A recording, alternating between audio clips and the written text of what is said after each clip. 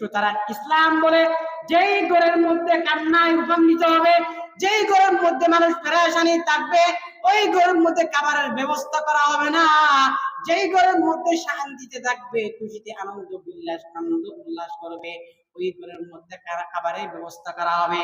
আমাদের প্রশ্ন হলো, হুজুর কলিমা কি কনের পক্ষে খাওয়াবে নাকি বরের পক্ষে খাওয়াবে? ইসলাম বলেছে বরের পক্ষে খাওয়াতে হবে। কেননা 20 বছর 25 বছর লালন পালন করে ওই মেয়েকে বড় করেছে।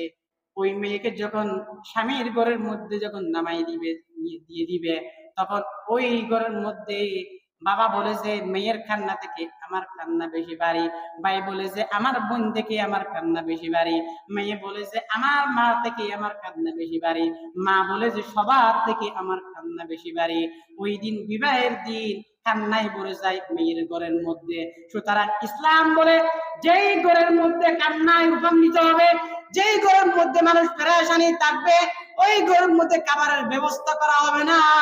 যেই ঘরের মধ্যে শান্তিতে থাকবে, খুশিতে আনন্দ উল্লাস করবে, ওই ঘরের মধ্যে খাবারের ব্যবস্থা করা হবে। কারণ ওই ঘরের মধ্যে স্বামী কিরোজন যে খুশি এটা কাউকে বলতে পারে না।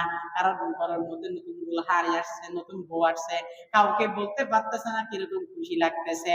ওই শ্বশুর মুছে মুছে আসতেছে, অনেক ভালো লাগতেছে, শাশুড়ি থেকেও ভালো লাগতেছে। সবাই ওই দিন ঘরের মধ্যে বউ চেহারা দেখে দেখে সবাই আনন্দ উল্লাস করতেছে। সুতরাং যাদের বাড়িতে আনন্দ উল্লাস হবে তাদের বাড়িতেই অলিমার ব্যবস্থা করতে হবে। আর যাদের ঘরের মধ্যে কান্নার রুল পড়ে যাবে তাদের ঘরের মধ্যে কোনো অলিমার ব্যবস্থা নাই। কিন্তু দুঃখের বিষয় হলো আমরা এখন এর বিপরীত করি। যাদের বাড়িতে কান্নার রুল পড়ে যায়, অলিমার ব্যবস্থা করা মানা করা হয়েছে, এখন আমরা তাদের ঘরের মধ্যে জোর করে বয়াতের জন্য ব্যবস্থা করি না। আউযুবিল্লাহ। এজন্য যুবকরা, হে যুবক, তোমরা বিবাহ করতে মন চাইলে আগে নিজের বাড়িতে অলিমা খাওয়া এটা ব্যবস্থা করো।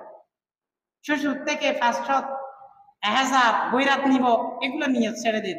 এগুলা বৈরাতের কানা, জুলুমের কানা।